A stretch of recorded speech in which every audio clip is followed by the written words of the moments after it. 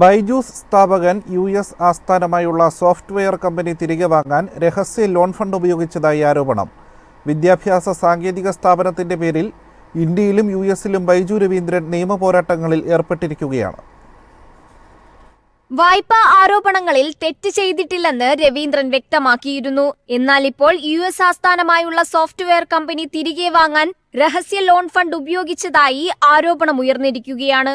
കമ്പനിയുടെ നിയന്ത്രണം വീണ്ടെടുക്കാൻ വ്യവസായി വില്യം ആർ ഹെയ്ലറുമായി സഹകരണത്തിൽ ഏർപ്പെട്ടതായും സൂചനയുണ്ട്.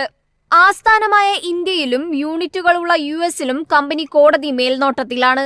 UK ഇൻകോർപ്പറേറ്റഡ് ലോജിസ്റ്റിക്സ് സ്ഥാപനമായ OCIയിൽ നിന്നടക്കം ബൈജൂസിന് പണം ലഭിച്ചതായാണ് റിപ്പോർട്ട്. ലഭിച്ച പണമെല്ലാം ചെലവഴിച്ചുവെന്ന് രവീന്ദ്രൻ അവകാശപ്പെട്ടു.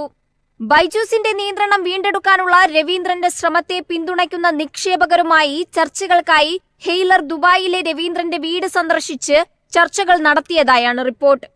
1 വർഷത്തിലേറെയായി US സ്റ്റേറ്റ് ഫെഡറൽ കോടതികളിൽ ബൈജൂസിന് കടം കൊടുത്തവർ പോരാടുകയാണ്.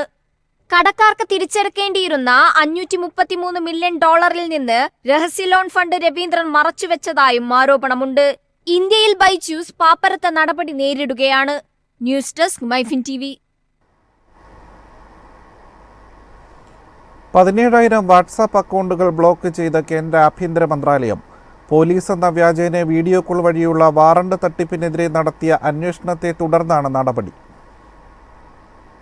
കംബോഡിയ, മ്യാൻമർ, ലാവോസ്, തായ്ലൻഡ് തുടങ്ങിയ സൈബർ കുറ്റകൃത്യങ്ങൾ വൻതോതിൽ ചെയ്യുന്ന രാജ്യങ്ങളിൽ നിന്നാണ് അക്കൗണ്ടുകൾ കൂടുതലായും കണ്ടെത്തിയത്. നിരോധിച്ച അക്കൗണ്ടുകൾ വിവിധ ഓൺലൈൻ സാമ്പത്തിക തട്ടിപ്പുകളിൽ ഏർപ്പെട്ടിരുന്നവർ ഉപയോഗിച്ചിരുന്നവയാണെന്നും കണ്ടെത്തിയിട്ടുണ്ട്. അടുത്തിടെ പോലീസ് എന്ന വ്യാജേനെ വീഡിയോ കോൾ വഴി അറസ്റ്റ് ചെയ്ത് പണം തട്ടുന്ന കുറ്റകൃത്യങ്ങൾ വ്യാപകമായിരുന്നു. ഇതിനെതിരെ നടത്തിയ അന്വേഷണത്തെ തുടർന്നാണ് നടപടി. ഓൺലൈനിൽ തട്ടിപ്പിനിരയായവർ നൽകിയ പരാതിയെ തുടർന്നുള്ള അന്വേഷണത്തിലാണ് ഞെട്ടിക്കുന്ന കണ്ടെത്തൽ.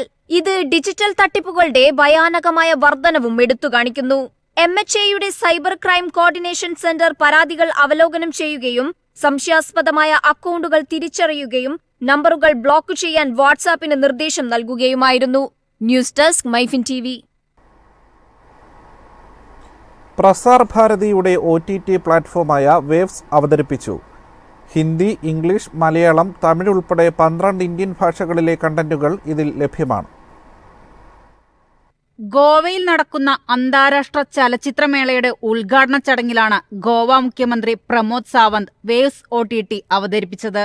മുൻകാലങ്ങളിൽ ദൂരദർശനിൽ സംപ്രേഷണം ചെയ്തിരുന്ന രാമായണം, മഹാഭാരതം, ശക്തിമാൻ, ഹംലോത് തുടങ്ങിയ ഹിറ്റ് സീരിയലുകളും സിനിമകളും വേവ്സിലുണ്ടാകും.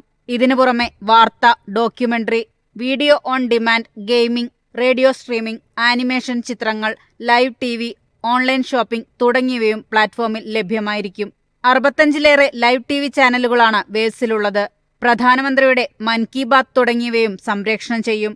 ഈ മാസം 22 മുതൽ US പ്രീമിയർ ലീഗ് ക്രിക്കറ്റ് ടൂർണമെന്റിന്റെ മത്സരങ്ങളുടെ തത്സമയ സംപ്രേഷണവും ഉണ്ടാകും. ആൻഡ്രോയിഡ് ഉപഭോക്താക്കൾക്ക് ഗൂഗിൾ പ്ലേ സ്റ്റോറിൽ നിന്നും iOS ഉപഭോക്താക്കൾക്ക് ആപ്പ് സ്റ്റോറിൽ നിന്നും വേവ്സ് ഡൗൺലോഡ് ചെയ്യാം. News desk MyFin TV. അടുത്ത വർഷം മാർച്ചിൽ ആപ്പിൾ ഐഫോൺ SE 4 പ്രഖ്യാപിച്ചേക്കും. 48,000 മുതൽ 50,000 രൂപ വരെയാണ് ഫോണിന്റെ വിലയെന്നാണ് സൂചന. 2025 മാർച്ചിൽ ആപ്പിൾ ഐഫോൺ SE 4 പ്രഖ്യാപിച്ചേക്കും.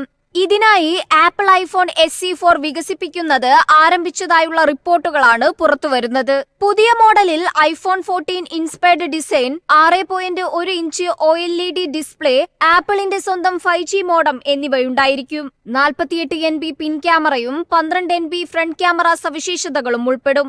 48,000 രൂപ മുതൽ 50,000 വരെയാണ് ഫോണിന്റെ വിലയെന്നാണ് സൂചന. ആപ്പിൾ ഇന്റലിജൻസ് സവിശേഷതകളും ഇതിൽ ഉൾപ്പെടും. 8 GB വരെ റാമുമായി വരുന്ന പുതിയ A സീരീസ് ചിപ്പായിരിക്കും ഫോണിൽ ഉപയോഗിക്കുക. News desk MyFin TV. Bharati എയർടെല്ലിന്റെ 5G ഉപകരണങ്ങൾ വിന്യസിക്കുന്നതിനുള്ള കരാർ നോക്കിയയ്ക്ക്. എയർടെല്ലിന്റെ 4G, 5G സേവനങ്ങൾ വിപുലീകരിക്കുന്നതിന്റെ ഭാഗമായാണ് കരാർ.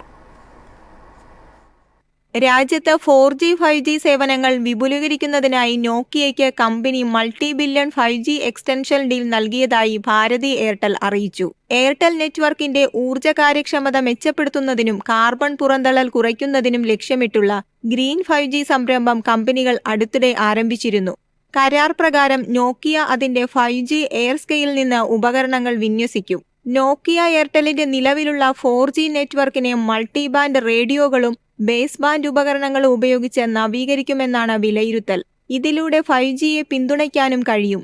നോക്കിയയുമായുള്ള പങ്കാളിത്തം സമാനതകളില്ലാത്ത ഉപയോക്തൃ അനുഭവം നൽകുമെന്നും പരിസ്ഥിതി ആഘാതം കുറയ്ക്കുമെന്നും എയർടെൽ വക്താവ് പറഞ്ഞു. ഡിജിറ്റൽ വിന്യാസം, ഒപ്റ്റിമൈസേഷൻ, സാങ്കേതിക പിന്തുണ എന്നിവ AI ടൂളുകൾ ഉൾപ്പെടുന്ന നോക്കിയയുടെ മാൻഡാറെ Airtel പ്രയോജനപ്പെടുത്തും. 2G, 3G, 4G, 5G network നൽകിക്കൊണ്ട് 2 പതിറ്റാണ്ടിലേറെയായി നോക്കിയ എയർടെലിന്റെ നെറ്റ്വർക്ക് വിന്യാസ പങ്കാളിയാണ്. നോക്കിയ, എറിക്സൺ, സാംസങ് എന്നിവയ്ക്ക് VI അടുത്തിടെ 30,000 കോടി രൂപയുടെ 4G, 5G നെറ്റ്വർക്ക് വിപുലീകരണ കരാറുകൾ നൽകിയ സമയത്താണ് നോക്കിയയുമായുള്ള എയർടെലിന്റെ പുതുക്കിയ കരാർ. News desk, MyFin TV.